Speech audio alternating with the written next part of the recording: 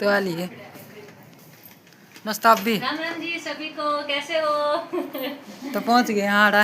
और देख इतने दिनों में वो छोरा आज आया है, मामे फोन कर करके छीन ली कि अमन आ जा आ जा आ जा। नेट फोन ने उठाया करता आज भी 2 बार फोन मिला फोन उठाया ना जाएगा। और देख मैं क्यों उठाऊंगा तेरा भाई जब तू अंधे को नहीं जब नु को सवेरे नु का भाई साहब आ जा कदे तो नु कहते कहता है कि अरे मतलब ये तो ने उठाया मां दूसरा फोन करके हम तो देखो ले पका दे।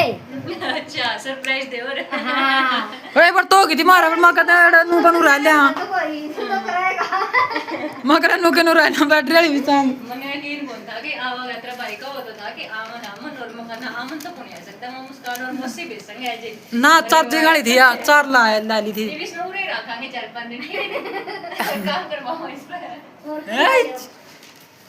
क्या चाय बनाऊंगा आज देख ये चापड़ा चापना लेके करे तो देख आजी आजा आजा बद्दी पाई किसने तो